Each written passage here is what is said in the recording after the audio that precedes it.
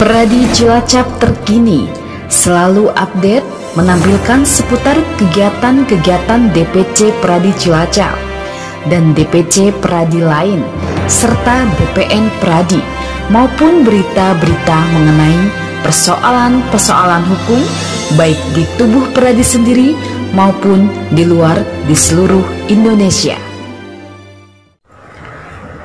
Tersangka kasus dugaan korupsi, penyimpangan dan penyalahgunaan keuangan PT Bank Rakyat Indonesia Persero Tbk kembali diperiksa Kejaksaan Negeri Kejari Cilacap Selasa 14 Juni 2022. Pemeriksaan dilakukan di kantor lapas kelas 2B Cilacap.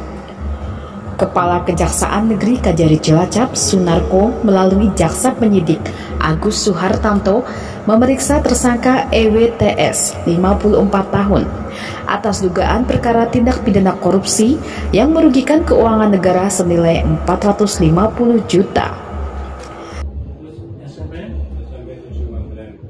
Berdasarkan surat perintah penyidikan Kepala Kejaksaan Negeri Cilacap nomor Prin 05M.3117 FD 106 2019 tertanggal 24 Juni 2019 dan diperpanjang hingga 16 September 2020 sebagai pemeriksaan lanjutan sesuai surat perintah penyidikan Kepala Kejari Cilacap nomor Prin 70 M.317 FD 109 2020. Seperti diketahui, EWTS merupakan tersangka kasus dugaan korupsi, penyimpangan atau penyalahgunaan keuangan PT Bank BRI Persero adalah Supervisor Unit BRI Cilacap Kota.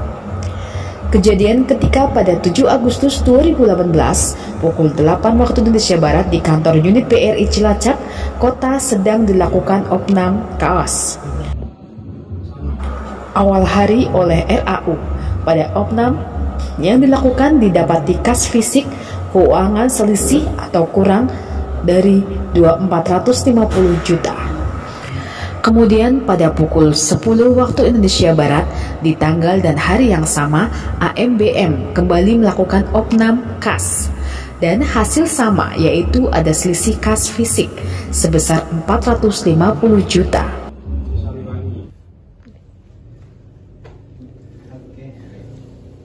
Ini kan masih penyidikan, tentunya kita rampungkan dulu penyidikannya. Nanti sudah selesai semua kita pemberkasan, kemudian nanti dalam penyidikan apabila masih ada yang kurang kita periksa lagi saksi-saksi terkait dengan barang bukti. Kalau ada diperlukan kita lakukan penyitaan. Setelah itu nanti rampung kita berkas, kemudian kita tahap 1 untuk nanti tentunya akan diteliti oleh jaksa peneliti apakah itu sudah lengkap penyidikannya. Kalau dinyatakan lengkap, nanti kita terbitkan P21. Untuk selanjutnya kita lakukan penanganan lanjutan yaitu penuntutan. Nanti setelah tahap 2, nanti kita masuk ke penuntutan itu persidangan. Dan itu Pak kira-kira tahapan selanjutnya untuk penanganan tersangka ini. Bank menjabat supervisor unit yang tugasnya diantaranya mengelola uang kas. Mengelola uang kas. Uang ada dalam tangannya itu memang jabatan dia gunakan untuk kepentingan kooperatif, mengakui tanpa dipaksa. Enjoy pemisahannya, tidak ada tekanan, tidak dipaksakan. Baik, pemeriksaan dengan baik-baik. Di hadapan jaksa penyidik, tersangka mengakui perbuatannya, yakni telah mengambil uang di brankas yang ada di kantor unit BRI Cilacap Kota pada tanggal 7 Agustus 2018.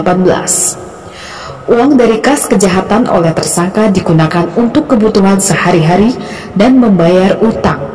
Menurut tersangka, saat masih menjadi kurir kantor cabang Cilacap, dirinya sering mengalami tekor sampai ratusan juta setiap tahunnya sehingga dia banyak utang. Atas perbuatannya, tersangka melanggar dan dapat dijerat dengan pasal 2 ayat 1, pasal 3, junto pasal 8, junto pasal 18 Undang-Undang RI tahun 1999. Sebagaimana diubah dan ditambah dengan Undang-Undang RI Nomor 20 Tahun 2021 tentang perubahan atas Undang-Undang Nomor 31 Tahun 1999 tentang pemberantasan tindak pidana korupsi.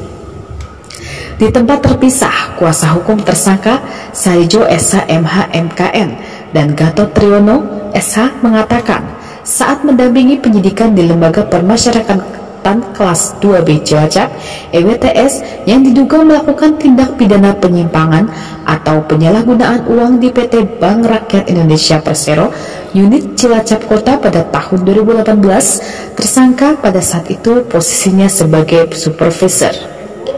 Pengakuan tersangka di saat pemeriksaan oleh penyidik kejaksaan yang memegang kunci berangkas 2 orang tersangka dengan atasannya. Hari ini Selasa tanggal 14 Juni tahun 2022, saya bersama rekan Gatot Triyono pada hari ini mendampingi di Lapas Lembaga Pemasyarakatan di Cilacap, mendampingi atas dugaan terhadap tindak pidana korupsi sebagaimana yang diatur di dalam pasal 18 ayat 1 Undang-Undang Nomor 31 tahun 1999 terhadap tindak pidana korupsi, ya, dengan ancaman minimal 4 tahun dan denda minimal 200 juta.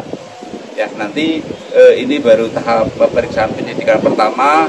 Kita nanti akan melanjutkan pemeriksaan berikutnya hingga sampai ke Pengadilan Tipikor di Semarang.